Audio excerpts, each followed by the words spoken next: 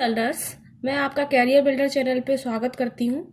आज हम बात करेंगे जहाँ से हमने अपने लास्ट 2 लेक्चर्स में हमने पढ़ लिया था न्यूट्रिशन के बारे में, digestion process in humans, digestion कैसे होता है, क्या प्रोसेस होती है।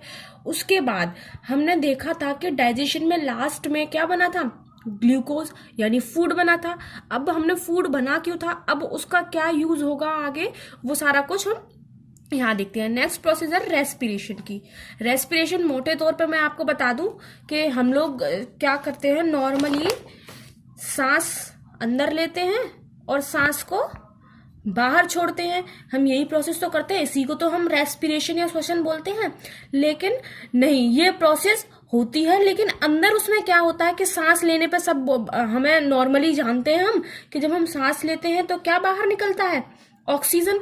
और जब हम सांस लेते हैं तो हम इनटेक क्या करते हैं, हम इनटेक करते हैं ऑक्सीजन का, एंड हम आउटसाइड क्या निकालते हैं,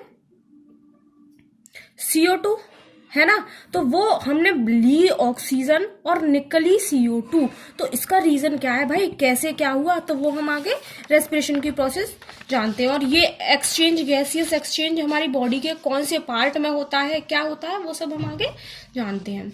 देखिए, the food material taken in during the process of nutrition is used in the cell to provide energy for various life processes. हमने जो फूड इनटेक किया वो हम यूज क्यों हो रहा है, क्या यूज हो रहा है उसका, वो क्या करता है, हमें एनर्जी प्रोवाइड करता है, जिससे कि हमारी लाइफ की जो डिफरेंट टाइप की प्रोसेसेस हैं वो कंप्लीट हो पाए।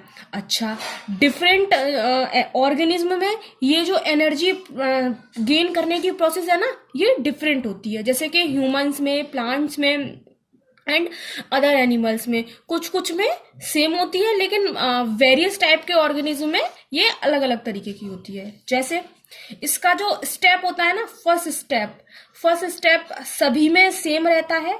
क्या होता है उसमें कि जो हमारा ये ग्लूकोज मॉलिक्यूल था ना, क्या था, ग्लूकोज 6 कार्बन मॉलिक्यूल, वो क्या होता है, पायरुवेट में ब्रेक डाउन हो जाता है।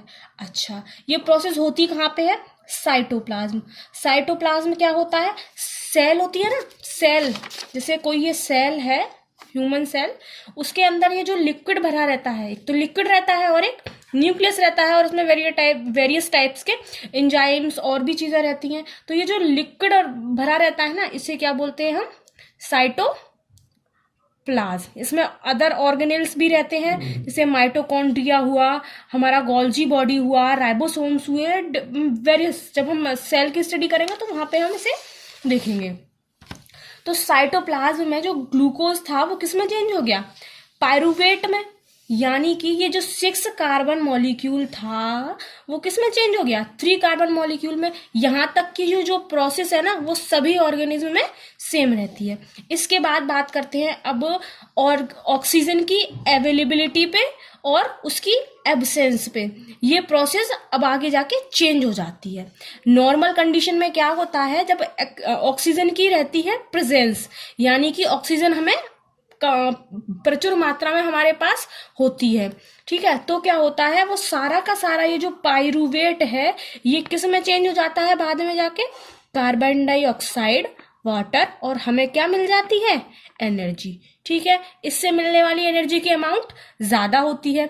अच्छा, इस टाइप के जो ये रेस्पिरेशन होता है ना, इसे क्या कहा जाता है, एरोबिक रेस्पिरेशन। एरोबिक क्यों कहा जाता है, एयर, हम जानते हैं ना एयर में क्या होता है, ऑक्सीजन, इसीलिए इसको क्या कहा जा रहा है, क्योंकि ऑक्सीजन की प्रेजेंस में हो रहा है, तो एरोबिक रेस्पिरेशन।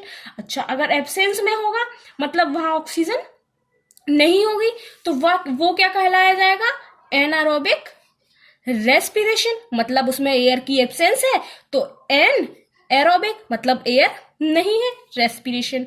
अच्छा, इससे बनता क्या है, इससे क्या होता है, कंप्लीटली ये जो पायरुवेट है कार्बन डाइऑक्साइड में चेंज नहीं हो पाता, किस में चेंज होता है, 2 कार्बन मॉलिक्यूल इथेनॉल में ये चेंज हो जाता है, और हमें क्या मिलती है, एनर्जी। अच्छा, इससे जो एनर्जी मिलती है वो बहुत ही कम मात्रा में मिलती है। अच्छा, ये तो हो गया जब एब्सेंस हो और प्रेजेंस हो। लेकिन एक कंडीशन ये भी होती है कि ऑक्सीजन वहां पे होती ही नहीं है, मतलब होती भी है और नहीं भी होती, बहुत थोड़ी सी मात्रा में होती है। तो वो तब क्या होता है, तब कार्बन डाइऑक्साइड ना बन के क्या बनता है, लैक्टिक एसिड, और क्या मिलती है हमें, एनर्जी। अच्छा, इसका मैं एक बहुत अच्छा एग्जांपल देती हूँ। जब हम लोग, देखा होगा कि कभी कभार हम दौड़ते हैं, अचानक से जब हम दौड़े तो हमें ऐसा लगता है कि हमारे पैर में ना कि कुछ रोक रहा है, हमारे पैरों को कुछ बांध रहा है। तो उस टाइम क्या होता है, दौड़ते टाइम हमें उतनी, हमारे लंग्स को उतनी ऑक्सीजन प्रोवाइड मिल नहीं पाती है ना।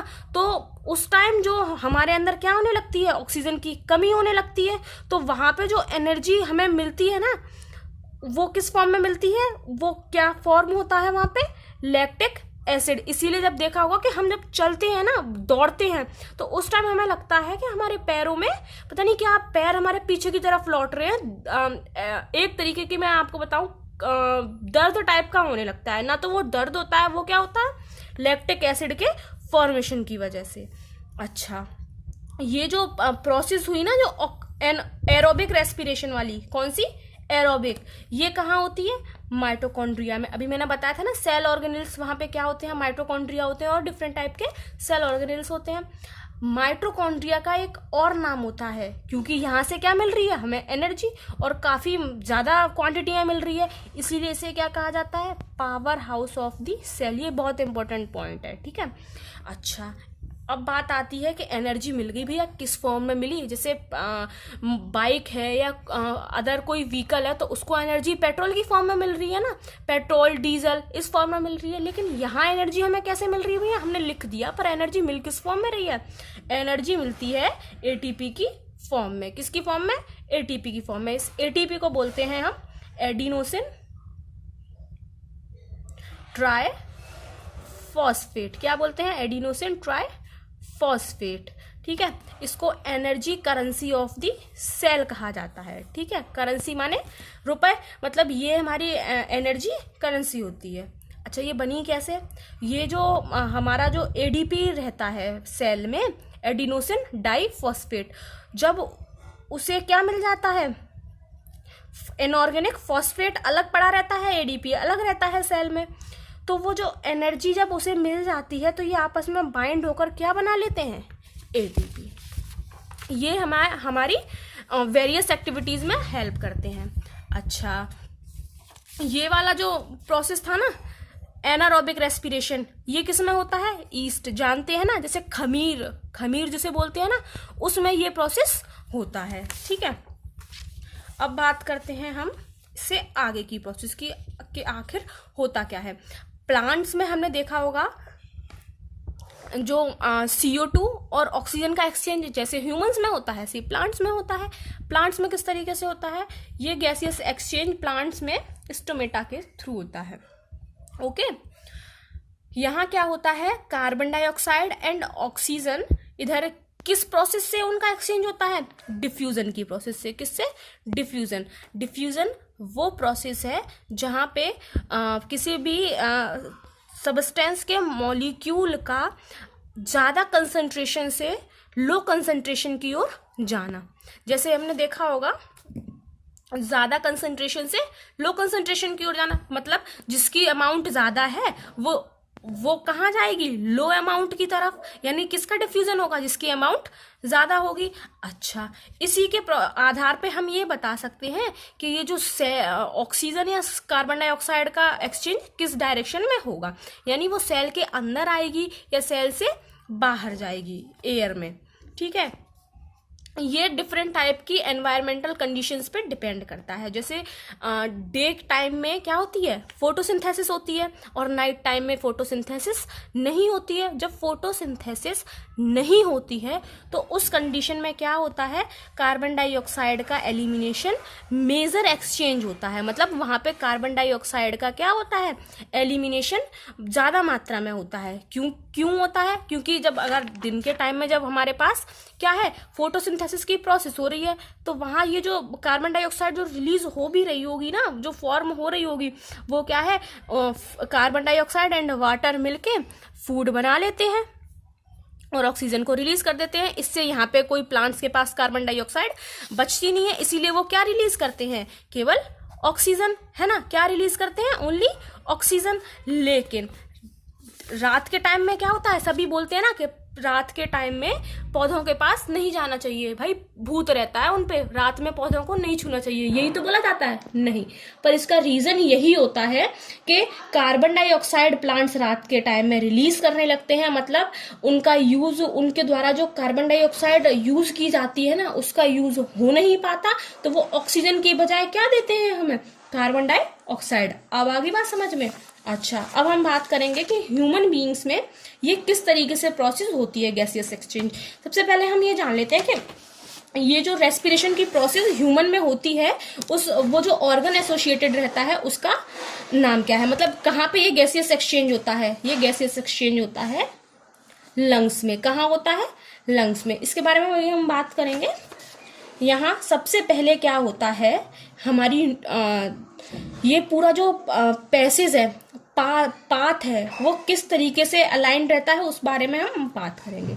सबसे पहले एयर जो होती है वो हमारी बॉडी में किसके थ्रू एंटर करती है, नॉस्ट्रिल्स के थ्रू, ठीक है। उसके बाद वो फिल्टर होती है हेयर्स के थ्रू, और वहां से कहाँ पहुंचती है, थ्रोट में। कहाँ पहुंचती है, थ्रोट में। इसके बाद ये थ्रोट से कहाँ जाती है, लंग्स में।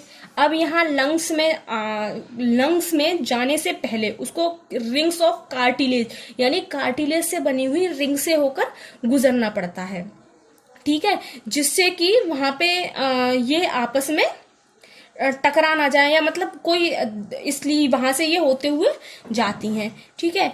अब क्या होता है, ये जो स्ट्रक्चर बता रही हूं मैं, ये जो पाथ होता है ना, ये पैसेज, फिर ये क्या होता है, पहले जैसे हमारा ये हाथ है, पहले एक ट्यूब की तरह आया, उसके बाद ये इधर डिवाइड हुआ, इधर डिवाइड हुआ, इधर डिवाइड हुआ, इधर डिवाइड हुआ। इसी तरीके से ये रहता है कि जो एक लंबी ट्यूब जो आई थी वो छोटी छोटी ट्यूब्स में आगे जाके डिवाइड हो गई।